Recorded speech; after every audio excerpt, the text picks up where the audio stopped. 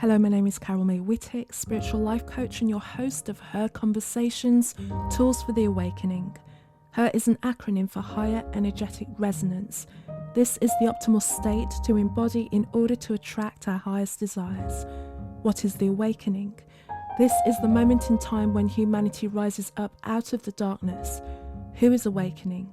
Each one of us present on Earth today, reclaiming our sovereignty, seeking greater possibilities in our reality and looking for solutions. We know being awakened is not a lofty ideal but a necessity. If we can transform ourselves, we can change the world. Guests on Her Conversations will speak to your spirituality, sensuality, soul.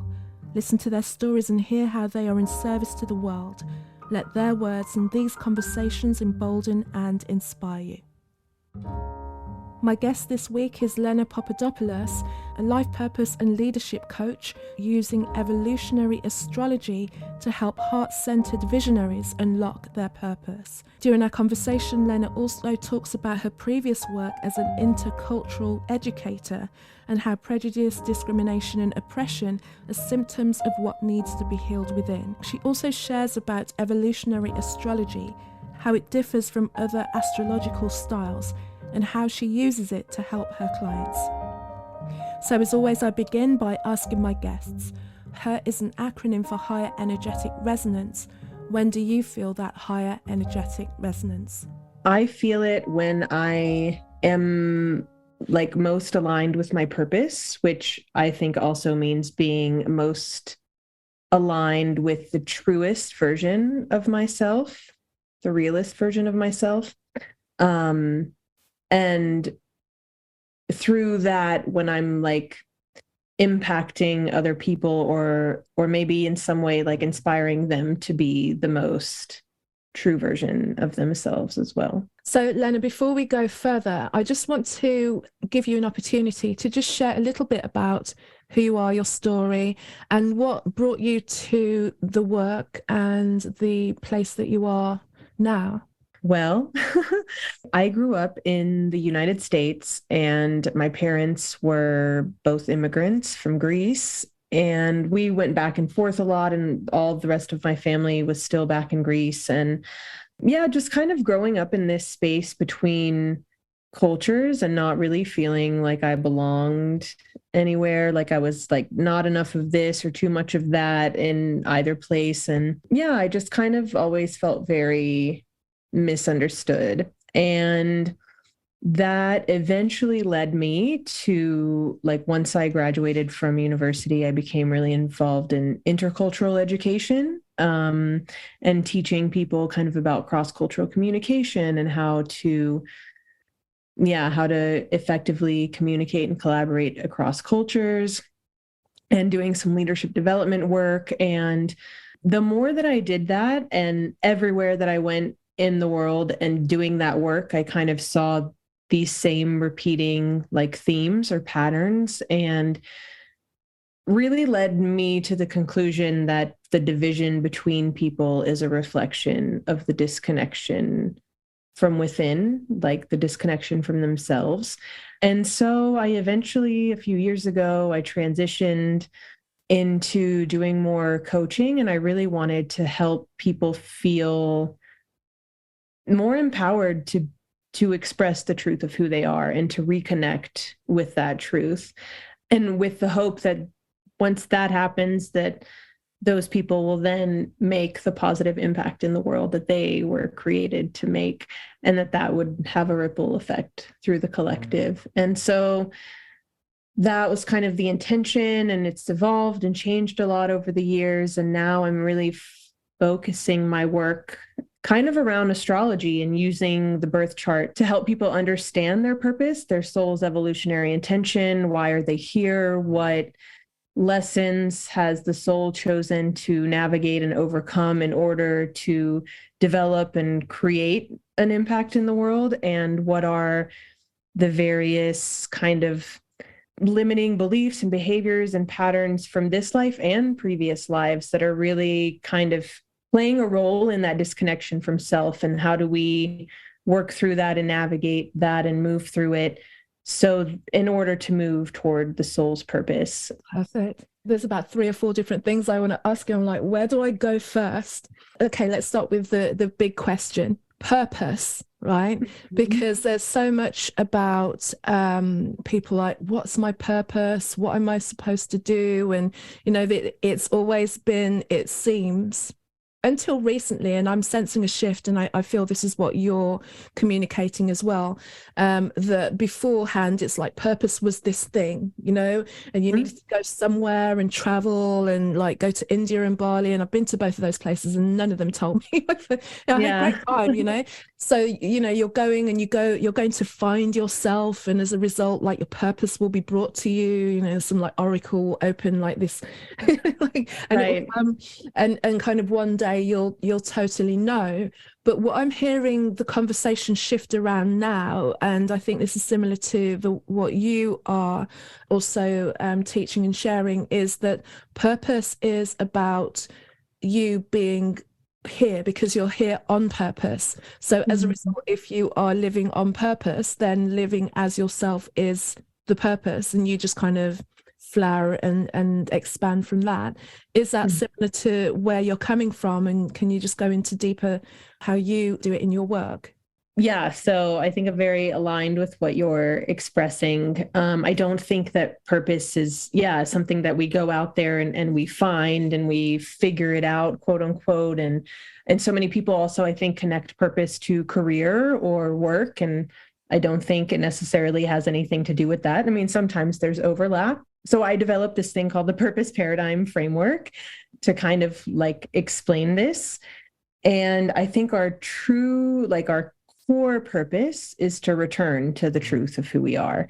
Because in my perspective, from my worldview, like we are spiritual beings having a human experience. And as spiritual beings, we are truly like the embodiment of divinity and light and love and wholeness, and there's so many things within the human experience that disconnect us from that truth and that knowing of what we really are and who we really are.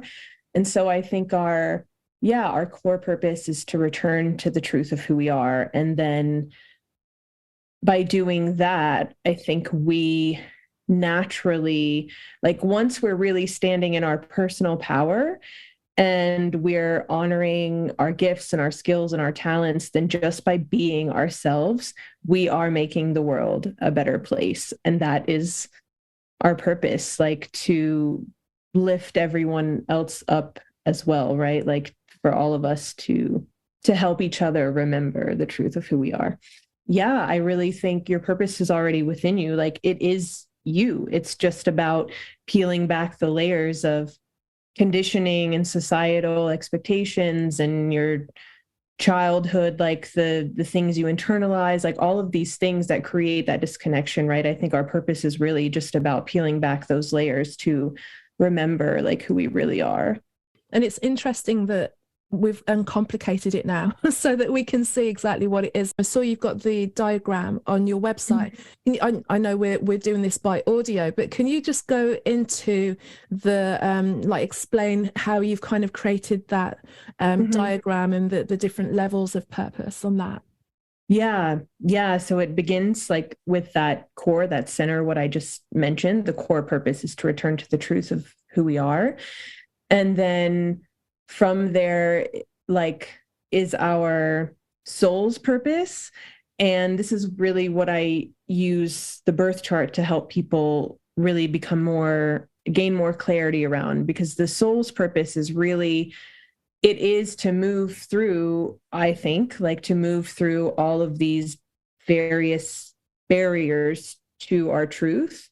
Again, from my perspective and my worldview, like the soul kind of decides before it even enters this body, what are the things that I want to learn in this life and what are the things I want to work through and navigate. And a lot of that is connected to past life patterns. And so even certain experiences are almost like orchestrated or designed on a soul level to lead us to the lessons that will help us return to our truth, and some people get kind of quote unquote stuck. Like you can see in many people's charts that there are skipped steps or like different patterns that they're repeating because they didn't quite manage to overcome that challenge in previous lifetimes. But again, like that, the soul is really like moving through the human experience in such a way as to return to the truth of who we are. Like that's what I see as the soul's purpose. And from there is the life purpose. And as we navigate the lessons of the soul and we return to truth, and like I said, when you're really like standing in your personal power and honoring your gifts, that is, I think, our life's purpose. That's when we're really creating some kind of change in the world just by being who we really are. And then the next level is the right now purpose, which is really like how is all of that manifesting in the present moment? Because as we move through life and we grow and evolve and develop and we have different experiences, I think the way in which our gifts and skills and talents and experiences can contribute to the world, like the way that happens shifts. But I think ultimately, like, we're all here to remember and remind each other that we are the embodiment of love. And so it's really about returning to that. Have you noticed a shift in the people who come and work with you, in particular over the past 3 years? We've had the pandemic, and how that's shifted a lot of people's worldviews with regards to, like, depending on whatever view they took about what was happening, it's like kind of outside of that, but it's shaken everybody out of what daily life was like, or what could happen on any given day. And people were forced to be still for a start. What they did with that time and that opportunity, people used it in very different ways depending on how open they were to hear what their soul was calling them, or they just kind of went further into into a slumber, into a denial, into whatever it was. Some people were just like, hang on a minute, like their world has stopped. They've looked around, they realized they didn't enjoy their work, and they used it as an opportunity to actually change and go deeper into like what meant more to them. So they discovered their purpose. Almost the catalyst was external. Are you seeing that more people have been shifted by an external catalyst or an internal catalyst, or at what point do you find that people come to you when they get drawn to you because of your work regarding purpose? I think what I see most is more of a shift toward generally being more open to the idea that we are I don't know, many people might not agree, but that we are spiritual beings having a human experience. I'm seeing more of like an openness to that concept, right? Like some people who really would have been like, astrology is bogus, are now like very interested in understanding more about what it could possibly communicate. And so there's that kind of opening of the mind, I would say. And then also, I think more and more people coming to this, I don't know if I want to say awareness or conclusion or realization or whatever, that purpose doesn't have to be about your work. Because I feel like before, even though maybe it sounds a little bit counterintuitive based on kind of like the experience that I think COVID created for a lot of people, but I really think that I saw a stronger trend before in people feeling like their purpose had to be connected to their career. Whereas now, and maybe it comes with that opening up to the idea that we are spiritual beings, that it is something maybe more deeper than that, Even though work that I was doing got stopped because of like the lockdowns, and it was, a lot of it was public facing, my purpose and my identity has never been in the work that I've done in the world, unless it was work that I wanted to do. It was never in a job, so I was never identified by the role that I played. But I could see how even prior to that, you can just recognize with people that the letters after the name, the position that they held in a set, they played in that structure, and that was based on who they believed people thought they were and who people thought they were as a regard of their beliefs. It was all this kind of external projection. And then suddenly when that stage had closed down for a bit and you don't have to wear a suit to work every day and you haven't got like a group of 20 answering to you, and it's you in your house every single day, and there's no need for you to put on anything other than your jogging bottoms and a t-shirt.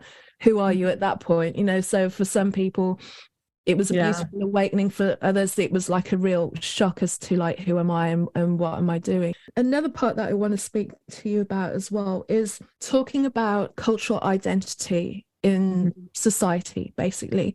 So we both come from immigrant backgrounds, like me in the UK, you in the States. So you can then see how the messaging and the belief that people have about who they are in the world based on their background is a deep wound. A lot of the time I feel that my take on things, and I hear, you know, I'm not going to speak for you until you respond.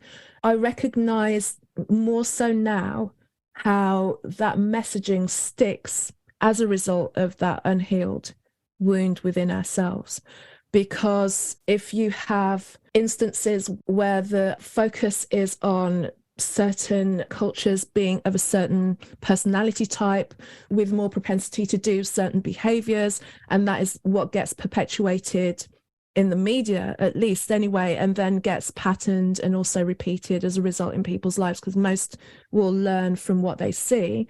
But then also people who are not from any immigrant background will kind of take on the messaging and then build a belief, i.e. racism, will take on the racism ideal based on the messaging that they're giving, as opposed to really seeing across outside of the messaging, like, who is this person as a result of who they are. I find that the conversation that I try and have, which becomes, it depends on where people are with their own healing, and becomes more or less difficult to speak to. So I'm talking about speaking to people from my own background and my own culture, is to say, well, what if we don't buy into that story anymore?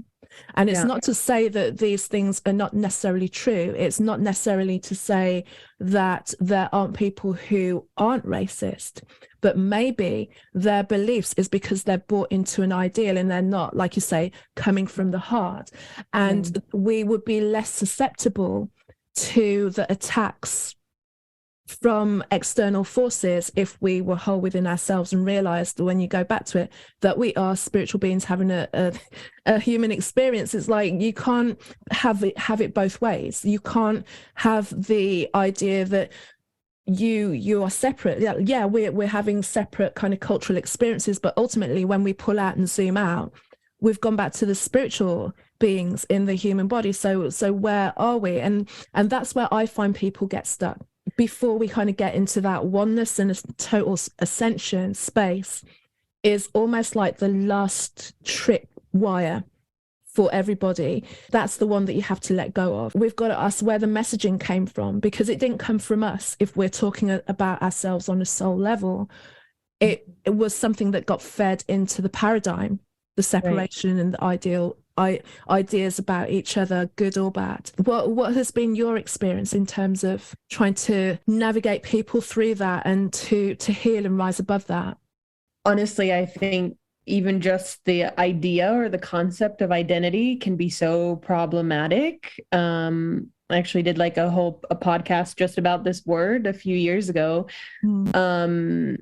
because I really think when we create a quote unquote identity, we put ourselves in boxes in a lot of ways.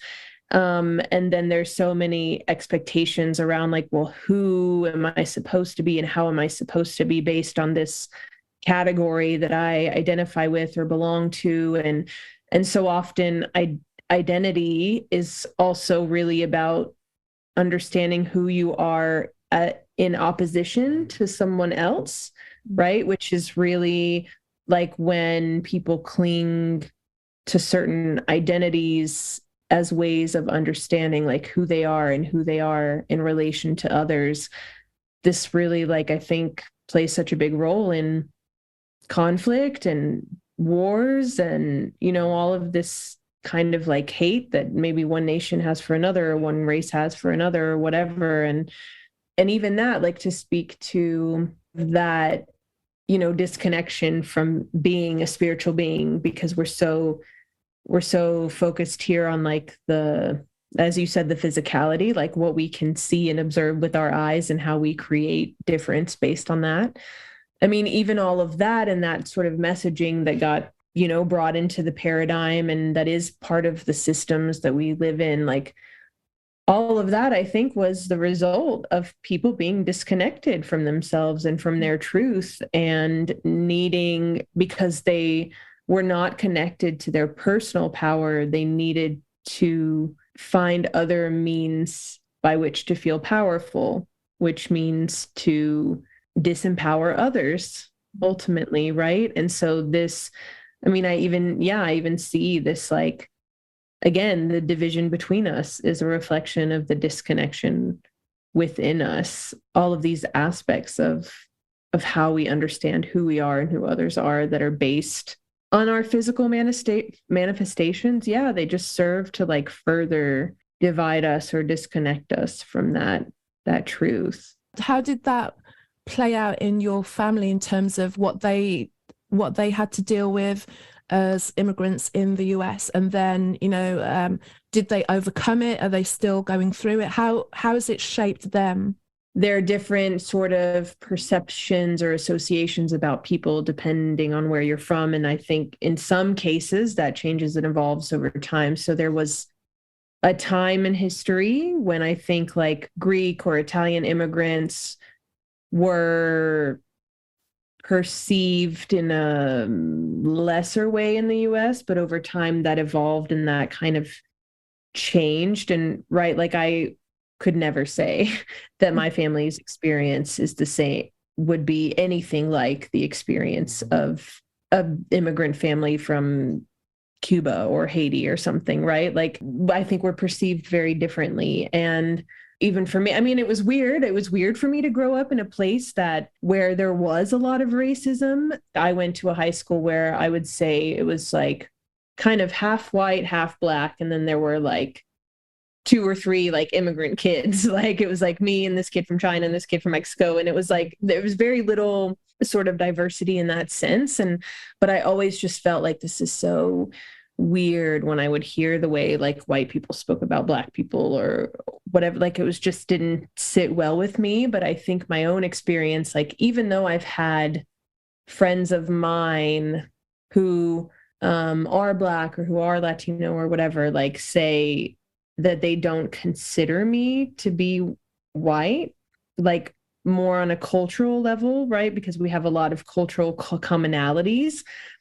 Regardless, it's like my experience in the world is that I am perceived as a white person, right? And so I have all of the privilege that comes with that, because no one looks at me and thinks like, oh, that's a person of color. Like, no, they perceive me as white. Like, and so my experience has been very shaped by that. There are certain things that I would never think twice about, like in my hometown, like would not instill a sense of fear in me. Whereas I know my black friends, like the exact same experience would be fear or anxiety inducing for them because they're perceived differently.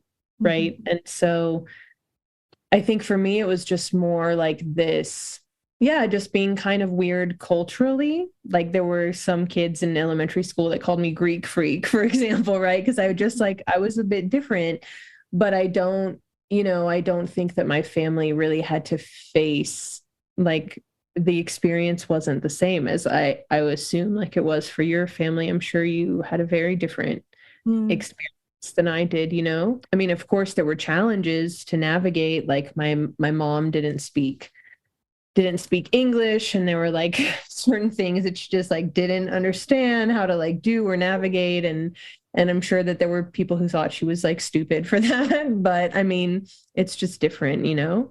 It's just interesting to hear different thoughts and perspectives on these things, especially wanting to find ways to find healing on this.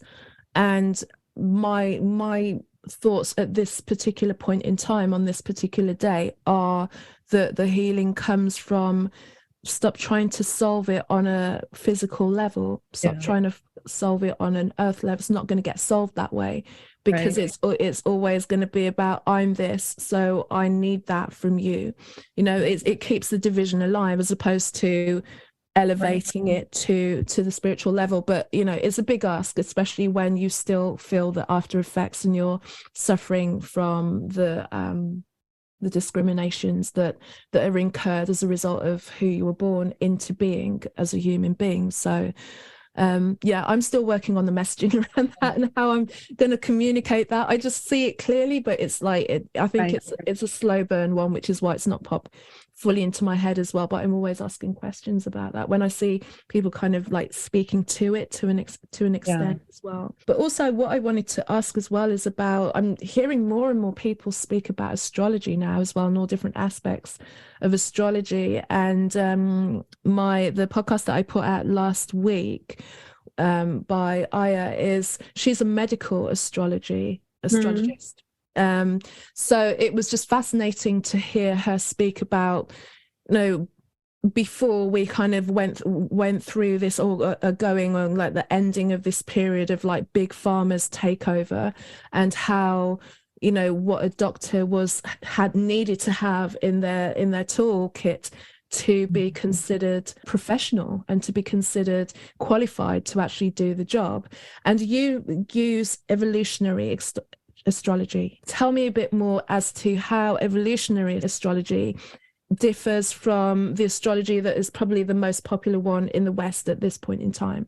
Yeah, one thing I love about astrology is like how complex it is and how much depth and breadth there is. Like, yeah, you can specialize in a bajillion different things and see it all in a chart. Like, it's so fascinating. And with evolutionary astrology, it's really based on this presumption that we are like spiritual beings that reincarnate in different physical bodies, and that we really, I mean, whether you believe that's past, present, or it's happening in parallel. I mean, there's some people, right, who think like quote unquote past lives are actually like concurrently happening, and time is, you know, a construct.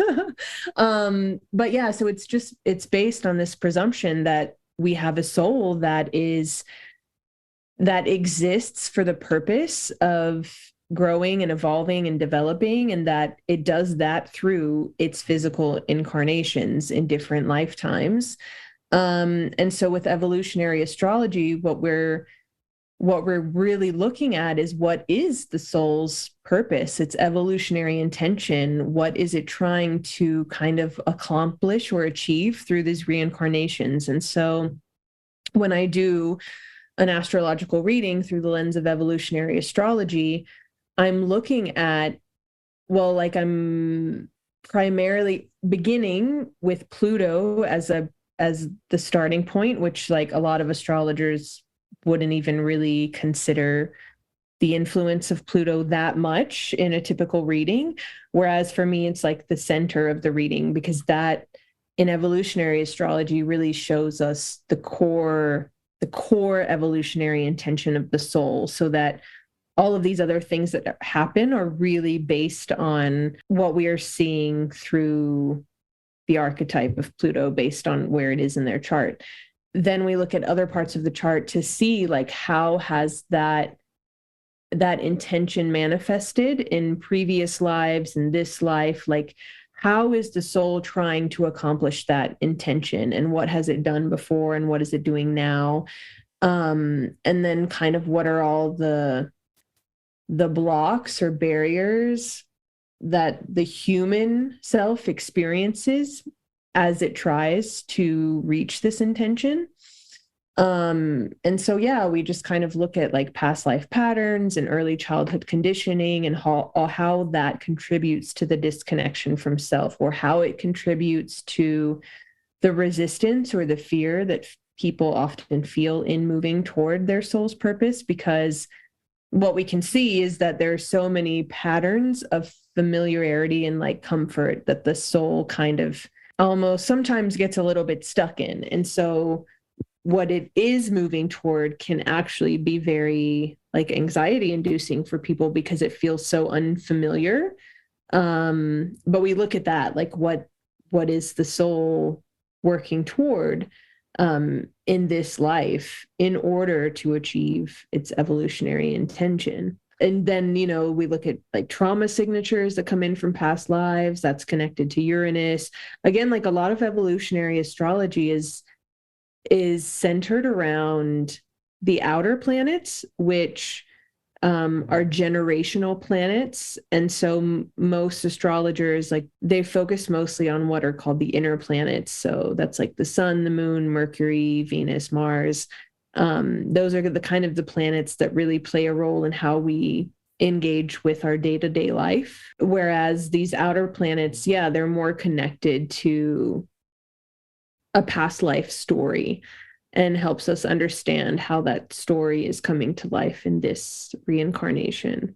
So how do you see it reflecting what is happening in society at this particular point in time, the shifts that we're going through? What have you observed and what do you feel is that we're moving through and moving into based on your understanding from an evolutionary astrological point of view? I mean, I think it makes sense, kind of what we were speaking about earlier. And I said, I noticed a shift in people becoming more open to this idea of being a spiritual being. I think even speaking about the planet Pluto, and not on an individual level, but on a collective level, like it just recently moved into the sign of Aquarius. And before that, Pluto was in Capricorn. And I was just telling my partner the other day, like, I feel like COVID and the things that brought to the surface were very like Pluto and Capricorn. It's like really causing us to question our systems, our structures, our government, our, health care, like all of these things that have been in place for so long. We're really like, is this stuff really working? Like, is it actually benefiting us? And there's like this question about that. And that's very Pluto and Capricorn. And now we just recently moved into Pluto and Aquarius, which is really opening us up to shake that up, to shake up the status quo, to innovate, to progress, to do things differently. It's really about bringing kind of like the weirdos and the misfits and the odd ones out, like together and creating this community. Like that's a very Aquarian energy. So there's this social justice and social causes, like kind of wrapped up in the archetype of Aquarius, but it's also connected as the sign of like innovation and progress. It's connected to technology. And we see like this huge kind of blow up of AI and machine learning and all of this, which brings up other questions and maybe causes for concern possibly. But we're just like moving into this different kind of energy, which is really about creating change and doing it in a way that's collective focused. I mean, that's really what Aquarius is about. It's like about the collective. And I think, like the Pluto and Capricorn era kind of prepared us to open our minds in that way, like to question what is in place so that we can create something different. Yeah, people are hungry for that, for sure. Mm-hmm. So how do you see that shifting the work that you're doing, whether it's on an astrological point of view or just generally in terms of moving along with what people seem to be more receptive to? How do you feel that that's going to evolve your own work and your own perspective and your contribution? Yeah, again, like kind of like I mentioned before with me seeing people becoming more even open to the idea of astrology or what it might represent. I even just recently had a reading with somebody who really was like very doubtful about these kinds of things. And then based on what I shared through the reading, he's like, oh yeah, well, I guess it really makes sense. Like my soul needs to, really needs to open up to, or I need to open up to this idea of spiritual connection and being a spiritual being, because it was so resonant. But I think like this more broad opening of the mind is like leading to that. Yeah, there are just more people becoming open to receiving, I don't know, these kind of insights about why they're here and what purpose even means, or what it looks like to actually be a spiritual being having a human experience. rather than more focused on the human experience itself, right? And spirituality is just kind of like a component of that. It's more like, no, your physical experience is like just a piece of your true essence. It'd be awesome, right? Like if it meant like more people wanting to get readings and more people wanting to understand these kind of aspects of themselves and work on themselves in this way in order to make the world a better place. Like I do think we're moving in that direction. I'm blindly believing that. It's like whether anyone tells me it is or it isn't, that's always been my belief. You know, when you're talking about things like spirituality, and part of one of the things that I want to do is to open spirituality up to a point that it just becomes another awareness, another part of your education, your intelligence, so that you just know that, like you say, understand that you are a spiritual being. So then going into the exploration of spirituality is then just learning more about yourselves, like yourself and myself would learn a little bit more about our human cultural background, just to get a broader understanding of who we are. That's understanding who you are on more from a spiritual perspective, is then getting the full gamut of who you are, you know, packed into these tiny little bodies that we have to navigate through all of this as well. And I feel more people are opening up slightly. You know, hear more things being spoken about just on a general basis, that people are not completely poo-pooing. Like, you know, there's still a lot of shutdown, but then there is more openness to there being a little bit more. And I think also people are just like, this just can't be it, you know, especially when you come out of something so globally traumatic that you're like, this really can't be it. What else is there? And it's like the acceptance, or at least the curiosity about other things that may have pushed to the edge or considered too far out of the realms of possibility and too far woo, that you're like, well, let me just take it on board, because, you know, what's the worst that can happen? It could just be wrong, you know, but we've just been through this collective trauma. Let's just play around with the love and light and the fairies and see what it is. You know, it's not that at all, because we know it isn't, but it's just like, let's pull from that and go that other way. And especially like you're saying, that there is such a heavier, more mistrust on the systems that we relied on, and kind of just went in and allowed to kind of structure our lives based on what they said was what went. And then it's like it's like, well, is it really? Never before on such a great level have people allowed themselves to question whether that is necessary. You know, I'm seeing it in the UK. We've got the coronation of a king. But what was interesting, because I was on a call with cousin earlier, and she was like playing something in the background. I'm like, what is it? And she was like, oh, it's just the TV, and they're talking about how excited everyone is and the growing excitement in the UK about this. And I'm like, really? Because I'm not seeing anything. You know, like if I just kind of look at the world around me, I'm not seeing any excitement at all. And like, if anything, anyone that I've spoken to that has a regular job is pleased that they get another day off. And more people are just kind of getting on with their lives, as opposed to kind of adhering to these external forces, or giving their power or their authority or their reverence to, because they're like, well, I don't know if I want to do that, actually, you know. Especially when they start critically thinking about connections, they're like, well, maybe I just focus on myself and my family, and making our world a little bit better, and looking after our health, seeing as we had to deal with people being so fearful about their health, what it can do. So yeah, it's interesting, like never more so than here, that there's been a real shift in the mindset as to like a structure, and there's no greater long-standing structure than the monarchy. So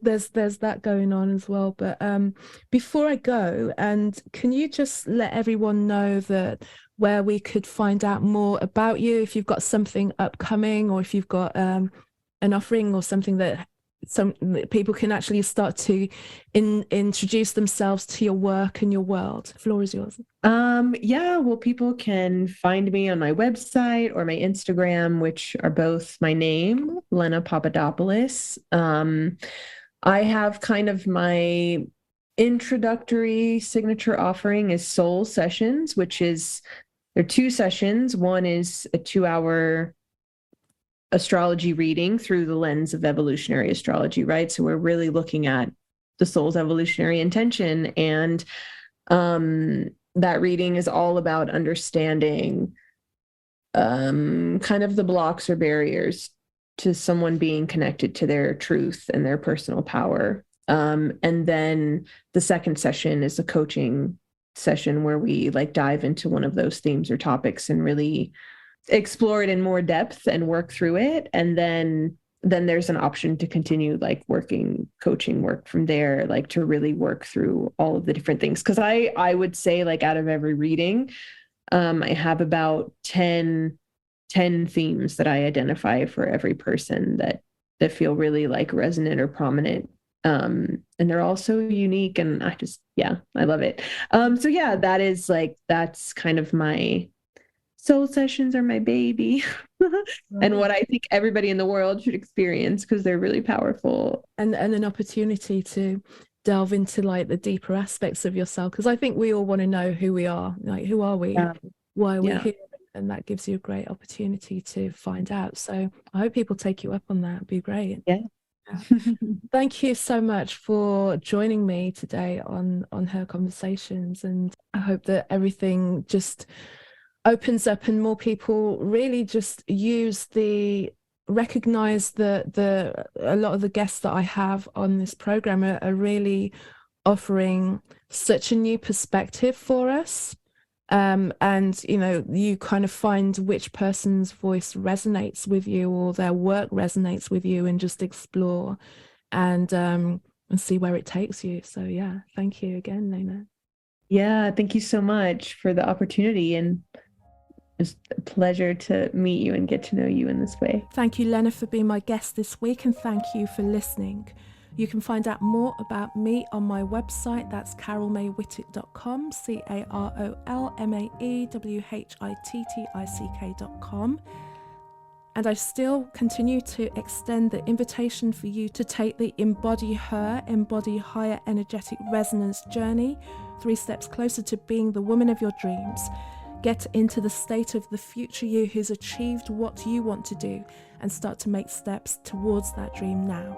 Also, you can link with me on social media, Carol May Whittick on Facebook, and Kazmic, Cazmick, on Instagram. And also tune into my sister podcast, Higher Energetic Resonance Inspirations, a weekly deep dive into multiple subjects from a psychological and spiritual perspective.